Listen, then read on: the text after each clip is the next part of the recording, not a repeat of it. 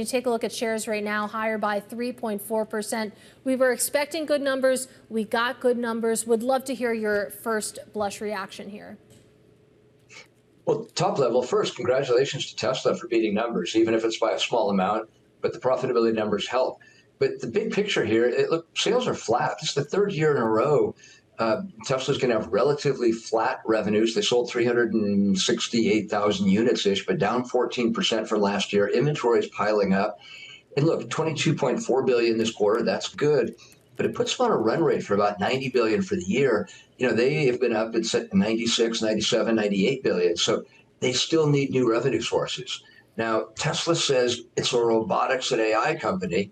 And if that's the case, they're going to have to start driving more sales in those areas, because today, 90% of revenues are still coming from cars. Silver lining here, which is an interesting one, Reuters leaked a story about 2 weeks ago saying that Tesla is now recommitting to build the Model 2. I was waiting to see if Elon speaks about that in the earnings call today, but they really haven't launched a new vehicle product in 5 years. I think that's what the market's clamoring for. The big question is that true, and how quickly can they get a Model 2 to market? By the way, that's particularly important in the rest of the world, where markets like India, Indonesia, Mexico, Brazil, etc., are looking for a $25,000 car to compete with BID. That's where the market is. I hope Tesla can fill it.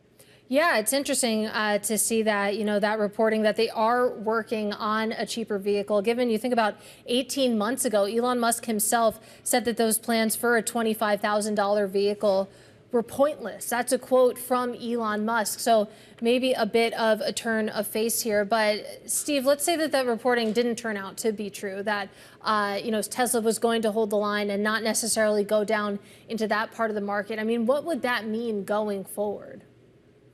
Look, on the short term of going forward, high gas prices are going to spark a surge in EV sales, and we saw a little bit of that at the end of Q1. I think that's part of why Tesla beat their numbers.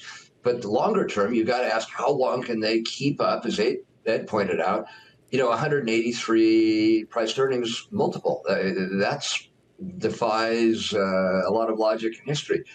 What they need is low product. They need the Model 2 out there. The energy division, which has been their saving grace for the last 3 years, showing really meteoric growth for the last few years in a row, came up short this quarter, about 2 billion relative to 3+ billion they've seen in the last few quarters.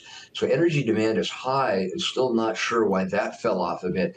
Big question, does Tesla still want to be a car company? Because they need to get that Optimus out there. And even if they sell 1,000 units, that's not going to provide the billions they need to get back to growth that they're desperate for. We'll see. Yeah, I mean, it's a great question. Does Tesla want to be a car company? It seems like most people would say no. When it comes to Optimus, we did hear that first generation production lines for Optimus are being installed. But Steve, it feels like the problem when you take a look at shares is that we're talking about vastly different timelines right now. Right now, even if they don't want to be, they are a car company. And then you think about some of the big ambitions that they have when it comes to self-driving vehicles, when it comes to Optimus humanoid robots. We could be years away from, wider commercial adoption. Well, look, that's exactly why I think Tesla may be taking a second look at that Model 2. Look, investors bet on Tesla for their ability to revolutionize industries. And you look at Musk has done with SpaceX and so on, Starlink, hard to argue against that. But, they're just modestly expanding robo-taxi operations to Houston and Dallas. That's nice. They've added 2 new cities beyond Austin and San Francisco. But they've got fewer than 50 robo-taxis in any one of these cities. That's far behind where Waymo is, with 2,500 in service. They're going to be at 3,500 by the end of the year. Rumors they may be signing a 50,000 unit deal with a Asian manufacturer. They got a long way to go on this full self-driving issue. And I think the punchline is Tesla's facing tough competition, whether it's in robotics or autonomous vehicles, and they need new revenue sources to now. Great Q1, good to beat plan anytime you do it, but how are investors, how long are they going to be supporting this 183 price to earnings ratio? That's going to be tricky.